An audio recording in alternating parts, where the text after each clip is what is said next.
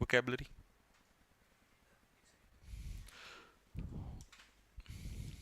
कोई नहीं, पहले रूल ही कर लेते हैं, चलिए। लास्ट का रूल बताना। लास्ट का हमने कौन सा रूल किया था?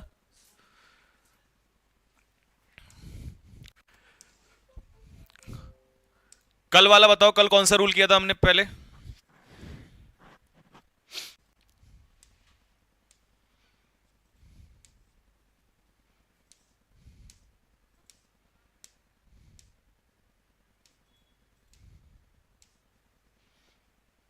कमेंट्स दिखाइए। कौन सा किया था? जय हिंद भाई, जय हिंद। जय हिंद सर, जय हिंद, जय हिंद, जय हिंद, जय हिंद, जय हिंद, जय हिंद। लास्ट रूल बताओ इन। ठीक है, पास्ट इंडेफिनिट वाला किया था। आज के 5 रूल जिसमें से पेपर में सीधे सीधे क्वेश्चन आपको मिलेगा, तो पहला रूल नंबर 1 आज हम उठा रहे हैं, ये वाला। हाँ जी, ये क्वेश्चन आपको एग्जाम में देखने को मिलता है, ये वाला। चलो जी, आ जाओ फटाफट देखो। ठीक है जी, ये आज का हमारा पहला रूल है। 5 रूल हम रोजाना करते हैं इसमें। क्या है? जब आप प्रोनाउन चैप्टर देखते हो तो प्रोनाउन चैप्टर में आपको एक टेबल दिखाई देती है, और वहां पर ये जो पॉजेसिव केस है ना, ये बड़ा परेशान करता है। कैसे परेशान करता है समझेंगे। टेबल में हमारे पास एक केस होता है जिसे हम कहते हैं सब्जेक्टिव केस। प्रोनाउन का पहला पार्ट होता है सब्जेक्टिव केस। हमारे एग्जाम में क्या करता है, इसी का पॉजेसिव एडजेक्टिव पूछ लेता है। कई सारे बच्चे हैं जो इसको गलत कर जाते हैं, तो मैं वन बाय वन आपको बताना स्टार्ट करता हूं। ठीक है, जैसे मान लो मुझे यहां पर क्या दिया है, आए, तो आए का पॉजेसिव एडजेक्टिव क्या होता है, माय। जैसे वी है तो वी का पॉजेसिव एडजेक्टिव क्या होता है, आर। यू है तो यू का पॉजेसिव एडजेक्टिव क्या होता है, योर। अब एक बात याद रखना, पॉजेसिव एडजेक्टिव हमेशा अपने पीछे क्या लेता है, नाउन लेता है। पॉजेसिव एडजेक्टिव हमेशा अपने पीछे क्या लेता है मेरे भाई, नाउन लेता है, इसको याद रखेंगे। जैसे ही है तो ही का पॉजेसिव एडजेक्टिव क्या होगा, हिज। शी है, शी का पॉजेसिव एडजेक्टिव क्या होगा, हर। इट है, अब इट का पॉजेसिव एडजेक्टिव क्या होगा, इट्स। दे, दे का पॉजेसिव एडजेक्टिव देयर। और मोस्ट इंपॉर्टेंट आपसे जो एग्जाम में पूछता है, वो पूछता है वन। वन का पॉजेसिव एडजेक्टिव क्या होगा, वन का पॉजेसिव एडजेक्टिव होता है मेरे भाई वंस। इसको याद रखना, वन का पॉजेसिव एडजेक्टिव आपसे एग्जाम में पूछ लेगा। अब मैं तुमसे एक क्वेश्चन पूछना चाह रहा हूं, मुझे क्वेश्चन बताओ जल्दी से। क्वेश्चन ये है, one should look up to gap parents. इसका आंसर बताओ, क्या आंसर बनेगा। दूसरा question, one of them has oblique have forgotten gap purse. तीसरा, ये बहुत इंपॉर्टेंट कॉन्सेप्ट है भाई, इसीलिए मैंने सबसे पहले ये उठाया है। One of the girls has oblique has not deposited gap yet. चलो एक बार जल्दी से आ जाओ, 3 क्वेश्चन है। पहले इसको देख लो, देखो जल्दी से। अगर हमारा सब्जेक्ट आई होगा तो इसका पॉजेसिव एडजेक्टिव माय, वी होगा तो आर, यू होगा तो योर, ही होगा तो हिज, शी होगा तो हर, इट होगा तो इट्स, दे होगा तो देयर, वन होगा तो वंस। एक क्वेश्चन और है, the dog was oblique were wagging tell.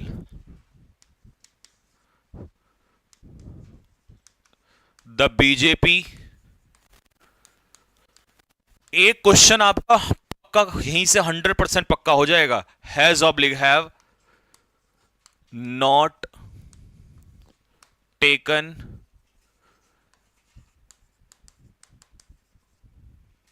Decision,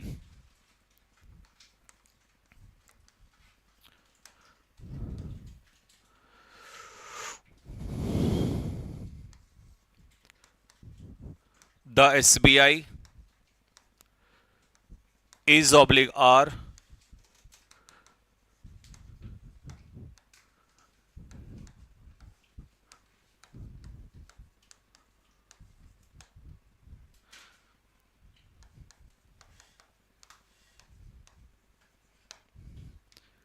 examiner जितने तरीकों से दिमाग लगा सकता है ना अपना, वो सारा यहां पे लग चुका है। इसके बाहर आपसे क्वेश्चन नहीं पूछेगा। पहला क्वेश्चन बनाओ फटाफट जल्दी से। फिर से सारे पॉजेसिव एडजेक्टिव देख लो, फिर से आओ। वन का क्या होता है? वंस। दे का क्या होगा? देयर। इट का क्या होगा? इट्स। शी का क्या होगा? हर। ही का क्या होगा? हिज। यू का क्या होगा? योर। वी का क्या होगा? आर। इट का क्या होगा? इट नहीं, सॉरी, आई। आई का क्या होगा? माई। ठीक है, बात समझ में आ रही है सभी को यहां तक? आओ जी, अब आ जाओ क्वेश्चन पे। आंसर बताओ फटाफट। पहला क्वेश्चन तुम्हारे सामने है स्क्रीन पे। मुझे जरा सकल का बुम बुम बना दो। गायब।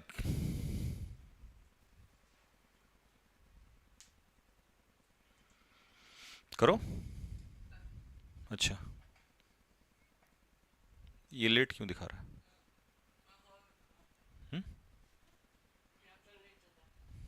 अच्छा, चलो जी, क्वेश्चन नंबर 1 का आंसर बताएंगे भाई।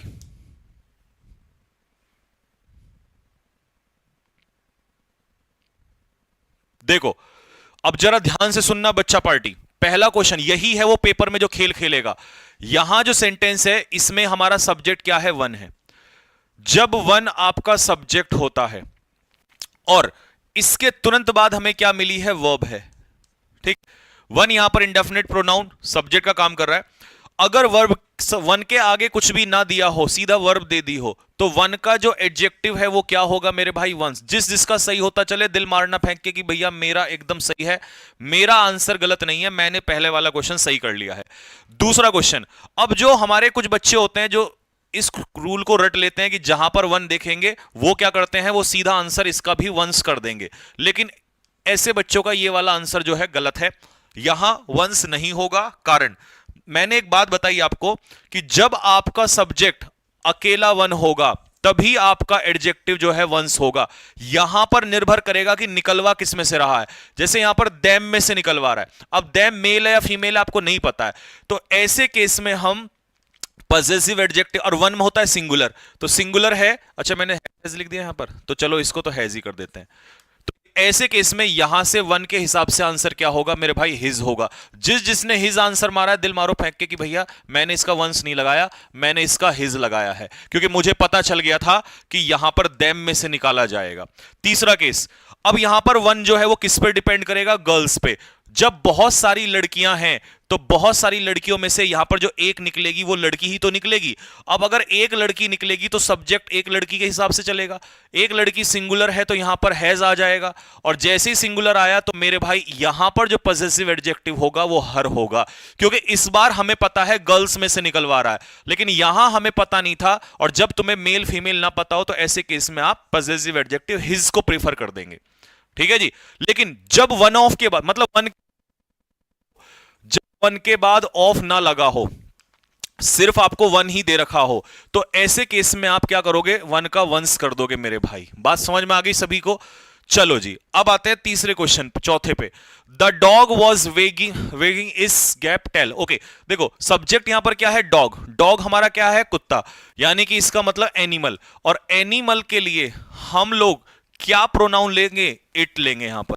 अब डॉग सिंगुलर है तो वॉज इसका आंसर होगा, और इट का पॉजेसिव एडजेक्टिव क्या होगा मेरे भाई? इट्स इसका सही उत्तर होगा। जिसने इट्स मारा है, दिल मारो फेंक के कि भैया मेरा आंसर इट्स था। लेकिन कुछ बच्चों को आज तक भी ये बात अभी तक क्लियर नहीं हुई, खासकर बिगिनर बच्चों को, कि ये जो आईटी एपोस्ट्रोफी एस और आईटीएस होता, इन दोनों बातों में क्या फर्क है। देखो, ये जो इट्स होता है ना मेरे भाई, ये होता है क्या? Possessive adjective. कौन सा एडजेक्टिव? Possessive adjective. ये हमेशा अपने पीछे क्या लेगा? नाउन लेगा। और ये जो आईटी एपोस्ट्रोफी एस है, इसको हम कहते हैं इट इज। ठीक है, तो दोनों का डिफरेंस समझ लेना कि इस वाले के पीछे हमेशा क्या आएगा, नाउन आएगा, और इसके पीछे कभी भी नाउन नहीं आता। तो यहां पर बुद्धि लगाओ, टेल पूंछ होती है और ये नाउन है, और नाउन से पहले ये एडजेक्टिव वाला इट्स आएगा। आगे आओ। द बीजेपी, बीजेपी एक पार्टी है सिंगुलर, और सिंगुलर के हिसाब से मैं यहां क्या लगा दूंगा, हैज लगा दूंगा। और आगे तो इस बार उसने कुछ पूछा ही नहीं है पॉसेसिव एडजेक्टिव, तो इसको छोड़ दो। द एसबीआई, एसबीआई एक बैंक का नाम है, तो इसका मतलब ये सिंगुलर है, और एसबीआई कोई पर्सन तो है नहीं, एसबीआई पर्सन तो नहीं है। अगर पर्सन नहीं है तो ना तो मैं इसको हिज करूंगा, ना मैं इसको हर करूंगा, और वन है नहीं कि वंस कर दूं, और मैं देयर इसलिए नहीं करूंगा क्योंकि बहुत सारे बैंक नहीं है, ये तो एक ही बैंक है, तो इसीलिए यहां पर इज आएगा। अब एसबीआई एक संस्थान है, तो ध्यान रखना प्यारे बच्चों, कभी भी बात आए ऑर्गेनाइजेशन की, ऑर्गेनाइजेशन किसी भी संस्थान की बात आए, और अगर वो सिंगुलर दिया है तो इसका जो पॉसेसिव एडजेक्टिव होगा वो इट्स होगा। क्या होगा, इट्स। अगर मान लो यही बहुत सारे ऑर्गेनाइजेशंस हो जाएं, ठीक है, बैंक्स कह देगा, बैंक्स प्लूरल हो गया। अगर ये प्लूरल हो गया तो ऐसे केस में इट्स सिंगुलर में था, लेकिन अब हमें क्या करना है, प्लूरल करना है। सिंगुलर में इट्स है तो प्लूरल में क्या करेंगे मेरे भाई, कमेंट बॉक्स में लिख के बताओ जरा फटाफट। अगर एक बैंक है तो इट्स होगा, अगर बहुत सारे बैंक है तो तब क्या करेंगे। तो यहां पर एसबीआई एक बैंक था, तो इसीलिए मुझे मजबूरन क्या करना पड़ा, इट्स ब्रांचेस। किसकी ब्रांचेस, एसबीआई की ब्रांचेस। लेकिन अगर मान लो यहां पर बहुत सारे बैंक होते तो इनकी ब्रांचेस क्या करोगे आप भाई साहब, उस समय पर देयर ब्रांचेस करोगे। तो इसका मतलब यह क्लियर होता है कि भैया हमने यहां से यह सीखा है कि अगर कभी भी सिंगुलर हम बात करें, जैसे एनिमल के लिए, किसी संस्थान के लिए, तो इट होता है, तो इट को हम मानेंगे सिंगुलर। लेकिन अगर इसका प्लूरल लेना हो तो इट का प्लूरल होता है मेरे भाई दे। कुछ बच्चे इट का प्लूरल मानते हैं इट्स, गलत है। इट का प्लूरल होता है मेरे भाई दे, याद रखना। और इट का पॉसेसिव एडजेक्टिव होता है इट्स, और दे का पॉसेसिव एडजेक्टिव होता है देयर। अब एग्जामिनर की औकात नहीं है कि वो इससे बाहर क्वेश्चन तुम्हें दे दे मेरे भाई, पूरा खोल के मैंने समझा दिया है। अब ये रूल आपको बहुत अच्छे से समझ में आ गया होगा। दिल मारो फेंक के कि भैया एकदम ही क्लियर हो गया, अब हम इसको गलत नहीं करेंगे किसी भी कीमत पर। लाइए जी, यादव जी सामने लाइए।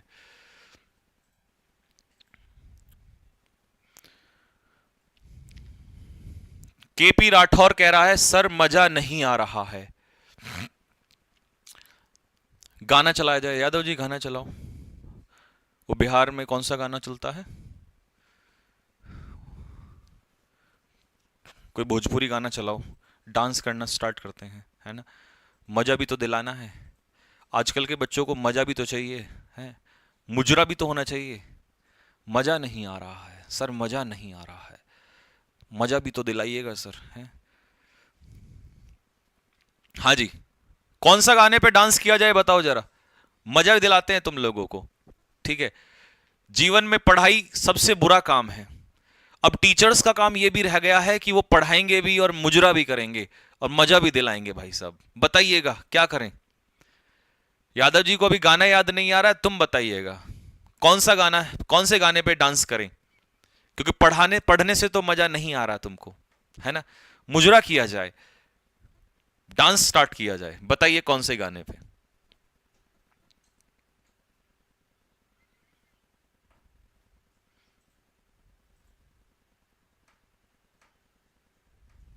जिया लगा ले रू,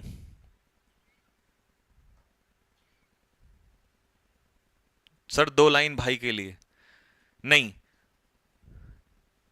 भाई के लिए अगर 2 लाइन बोलेंगे तो अभी यहां विवाद हो जाएगा। अभी पढ़ाई बहुत लंबा अभी काम है, एंड में बोलेंगे, क्लास के एंड में, ठीक है। मजा भी दिलाएंगे भाई इसको, है ना। चलो जी, जीवन में मजे के चक्कर में रहोगे ना तो जितना लूटोगे मेरे भाई मजा, उतना ही मिलेगी तुम्हें मेरे भाई सजा। क्वेश्चन करके दिखाओ, मजा बाद में लेना, इस मजे के चक्कर में तो दुनिया बर्बाद होगी मेरे भाई। मजे को छोड़ दो, मजे में कुछ नहीं रखा है, ठीक है ना। पढ़ाई में जो मजा है वो किसी में नहीं है।